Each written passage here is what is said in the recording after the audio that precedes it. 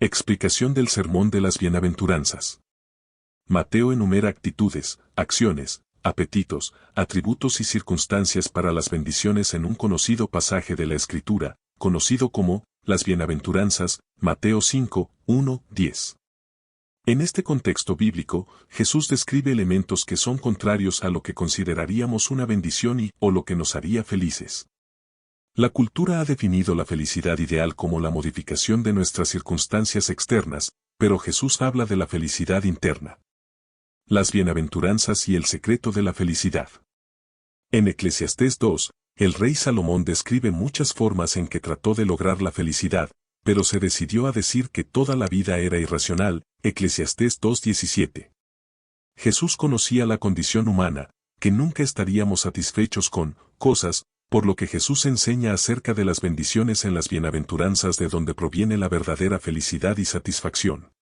La felicidad no depende de las circunstancias correctas, sino de las actitudes, comportamientos y atributos correctos. Las bendiciones y la felicidad provienen de lo que Dios hace en el interior, y no de lo que nosotros u otros hacemos en el exterior. El secreto de la felicidad es admitir nuestra impotencia, algo que parece extraño y extremo. En las bienaventuranzas, todas las escrituras comienzan con una palabra de bendición, que significa feliz, el favor de Dios en la vida de alguien. Las 8 bienaventuranzas de Jesús explicadas, que nos enseñan las bienaventuranzas, explicación. Las bienaventuranzas de Jesús explicadas, número 1. Bienaventurados los pobres en espíritu, explicación. Cuando Jesús enseña a sus seguidores a ser pobres en espíritu, no estaba hablando de tener una mala actitud. Jesús habló de la importancia de la humildad. Este es un problema en toda la humanidad.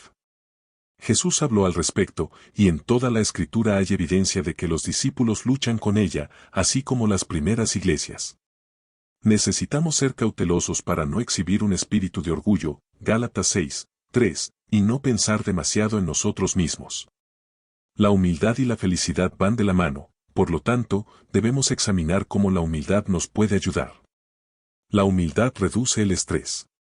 Cuando tenemos expectativas para nosotros mismos y para los demás, tenemos más estrés cuando no se cumplen, por nosotros u otros. Cuando permitimos que la humildad reine en nuestra vida, reducirá la brecha entre las expectativas y la realidad y nos llevará a un lugar de operación realista. Las Escrituras nos recuerdan que debemos poner todas nuestras preocupaciones sobre el Señor, 1 Pedro 5, 7, cuanto más nos rendimos, más fuertes nos volvemos. Dios siempre resistirá a los orgullosos y dará gracia, fortaleza, a los humildes, Santiago 4, 6. La humildad nos ayuda a confiar más en nuestro Creador y Señor, Jesús. La humildad mejora nuestras relaciones. Las personas orgullosas y egocéntricas nunca son felices porque dependen de una fuente defectuosa, ellos mismos.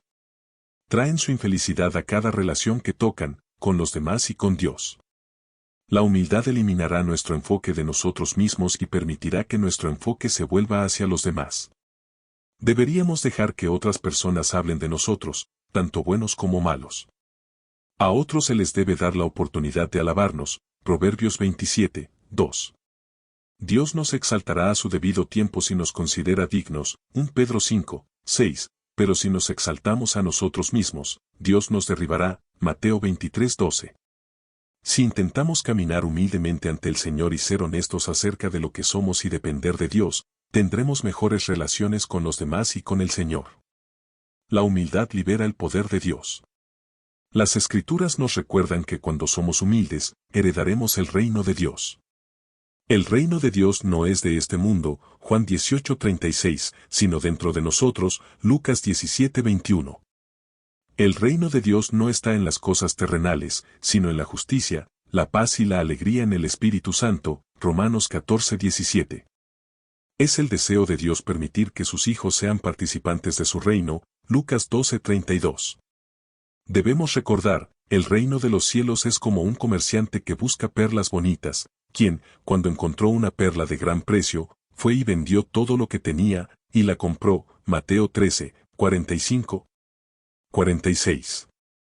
No hay nada que Dios no haga por los humildes. Las bienaventuranzas de Jesús explicadas, número 2. Bienaventurados los que lloran, explicación. La felicidad de Dios para los que lloran es que Dios los consuela. Podemos tener una falsa percepción de que si estamos sufriendo, esta no es la voluntad de Dios o que tenemos pecado en nuestra vida. Las Escrituras nos dicen que está bien llorar. Jesús diseñó el duelo como parte de la bendición. El luto es lamentar lo que se pierde. Está mal para nosotros llegar a la idea de que el dolor significa infidelidad. Si esto es correcto, Jesús fue un hombre marcado por el fracaso. Jesús lloró por la pérdida de Lázaro, Juan 11:35, se lamentó por Jerusalén, Mateo 23, 37 a 39, y lloró en agonía al enfrentar la cruel y rugosa cruz. Lucas 22:44. En general, Jesús era un hombre triste y familiarizado con el dolor. Isaías 53, 3. La verdadera fe no es actuar como si el dolor no existiera, sino confiar en Dios cuando existe el dolor. El rey David clamó al Señor en el Salmo 30 y Dios respondió. A partir de esta experiencia, David nos enseña 3 lecciones importantes. El duelo no debe durar para siempre. Cuando David clamó al Señor, Dios lo escuchó y lo sanó. David nos enseña que el duelo tiene un lugar, pero que no debería durar para siempre. El llanto puede durar una noche, pero la alegría llega por la mañana. El duelo es un proceso. Llegará un momento en que nos cambiaremos a otra cosa. David declaró que Dios convirtió su duelo en baile. Girar llevará tiempo y es un proceso, pero tiene un resultado de alegría. Lo que una vez nos lastima se convertirá en algo por lo que podemos alabar a Dios. El duelo es para un propósito.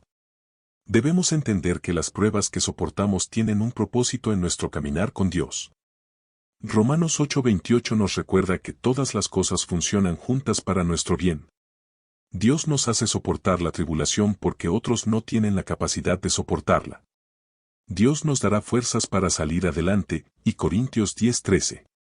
La bendición adicional en el luto es la presencia de Dios. Dios vendrá cuando necesitemos ayuda. Estar en un lugar donde Dios aparecerá no es un mal lugar para estar. Dios está cerca de aquellos que tienen un corazón quebrantado y un espíritu contrito. Salmo 34 horas y 18 minutos. Felicidad manifiesta. Debemos recordar que la palabra de Dios es siempre buena y siempre verdadera. Solo tenemos que probarlo y ver las promesas de Dios activadas en nuestra vida. Jesús nos recuerda, si sabéis estas cosas, bienaventurados si las hacéis, Juan 13:17. Las Escrituras nos dicen que Jesús vino para darnos una vida más abundante, Juan 10:10, y esto se evidencia por las bendiciones que experimentamos todos los días. Jesús presentó las bienaventuranzas en el monte en Mateo 5:1-10, donde describe las multitudes de bendiciones que vienen con la vida para Dios. Las bienaventuranzas explicadas, número 3. Bienaventurados los mansos, porque ellos heredarán la tierra. La cultura nos ha enseñado a asimilar la mansedumbre con la debilidad. Sin embargo, los griegos usan la palabra manso para describir algo que tiene fuerza y poder, por ejemplo, un caballo que se ha roto.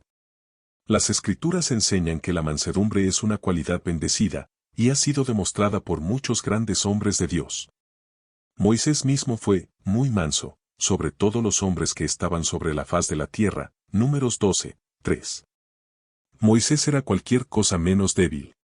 Durante 40 años, condujo a Israel a través del desierto, se paró en la brecha entre el juicio de Dios y la nación de Israel, habló cara a cara con Dios y resistió la persecución de la gente.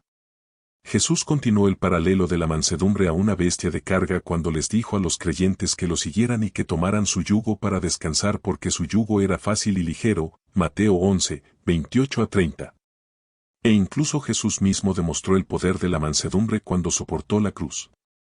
Tenía 12 legiones de ángeles a su disposición, Mateo 26 horas y 53 minutos, aproximadamente 80,000 de ellos, pero permitió que lo llevaran cautivo, colgado en una cruz y murió por nuestros pecados. Y Jesús elige la mansedumbre. Los mansos heredarán la tierra, no el mundo actual. Llegará un momento en que Dios creará un cielo nuevo y una tierra nueva y hará nuevas todas las cosas, Apocalipsis 21:1-7.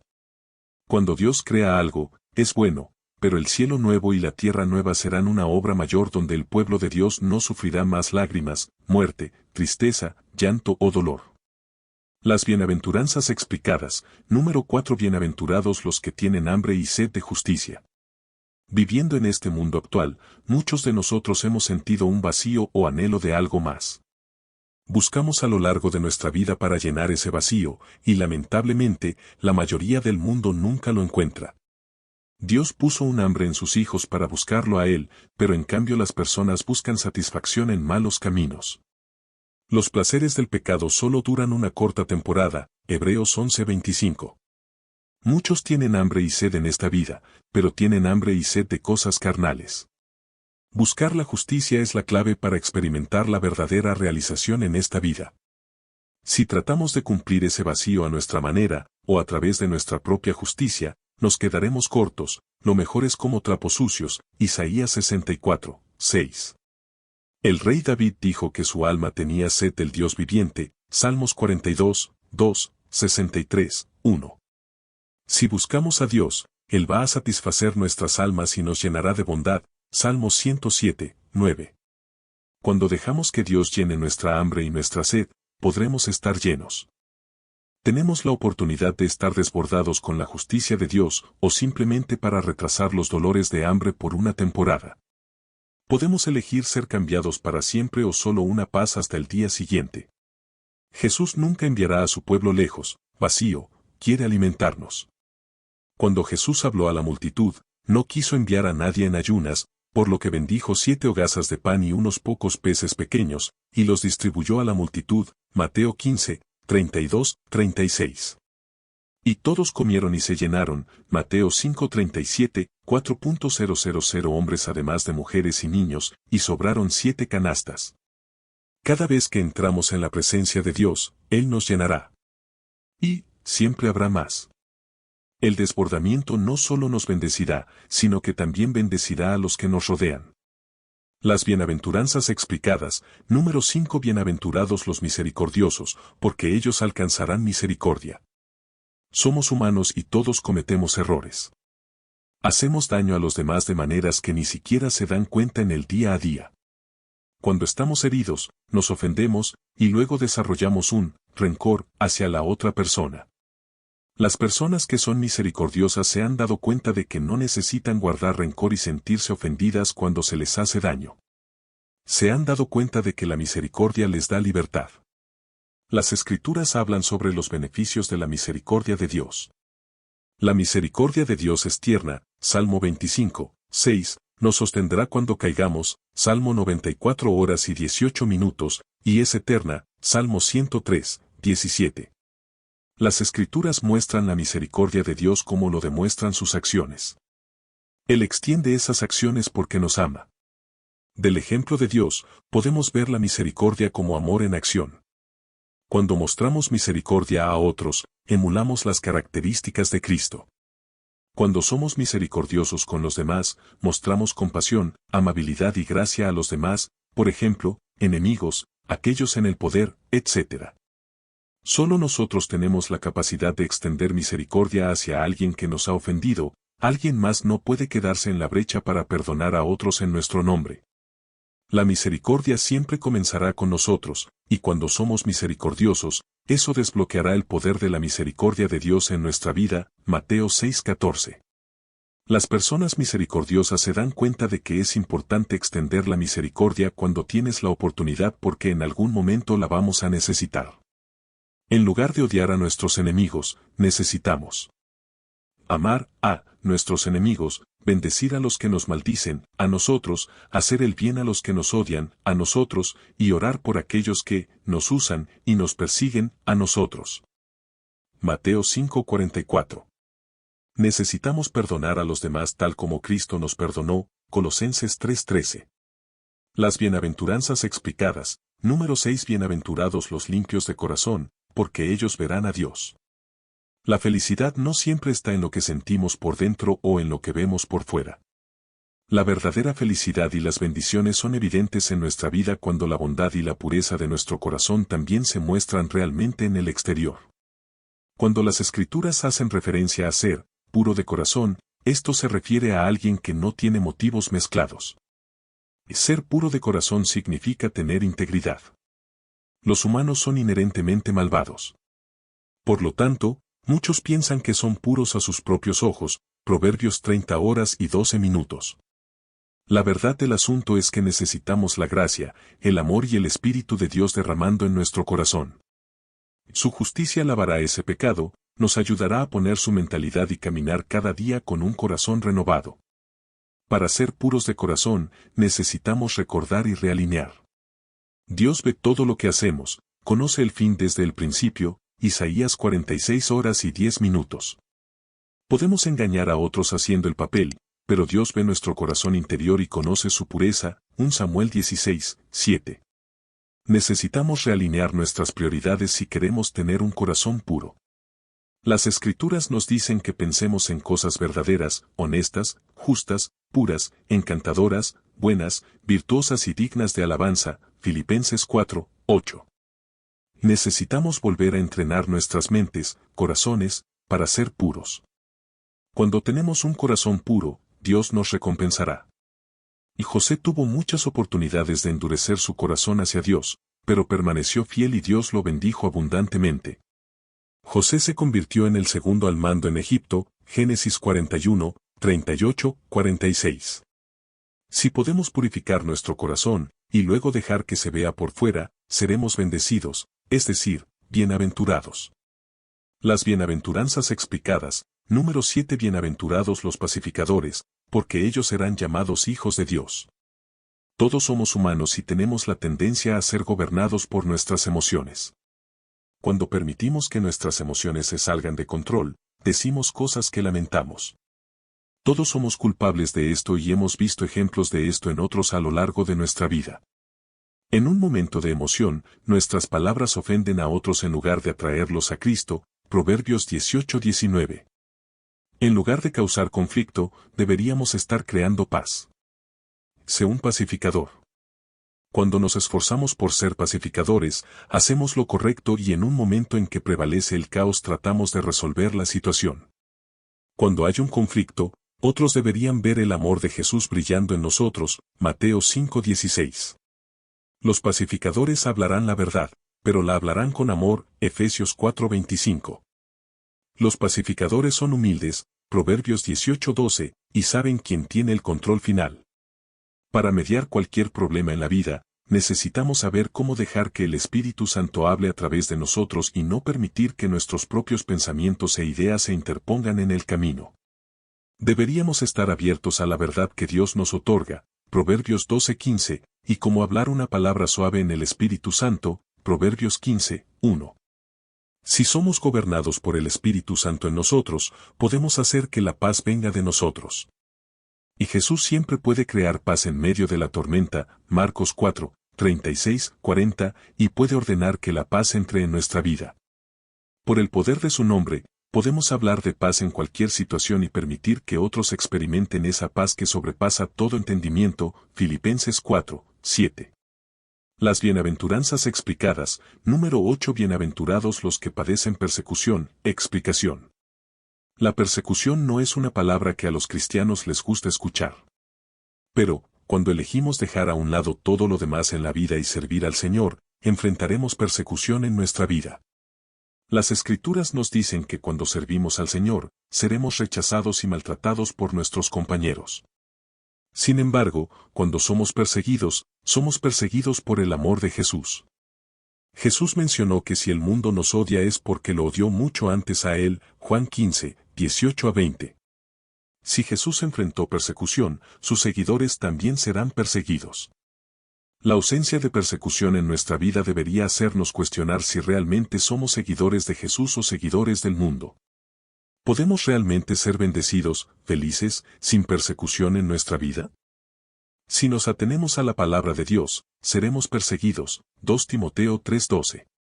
La persecución vendrá en muchas formas, de aquellos en esta tierra y del príncipe de este mundo. Porque luchamos no contra carne y sangre, sino contra principados, contra poderes, contra gobernantes de las tinieblas de este mundo, contra la maldad espiritual en lugares altos, Efesios 6:12. El diablo obtiene una gran satisfacción cuando piensa que está afectando a un hijo de Dios. Pero nada lo irrita más que cuando un hijo de Dios continúa alabando y glorificando a Dios a través de cada prueba, tribulación, persecución, etc. Sabemos que los sufrimientos de este tiempo presente ni siquiera son comparables a la gloria venidera, Romanos 8:18. Si podemos obtener un amor por Jesús en nuestro corazón que supere cualquier cosa en este mundo, no importará ningún tipo de persecución que enfrentemos. Contaremos como una bendición, si resistimos, recibiremos la corona de la vida, Santiago 1:12.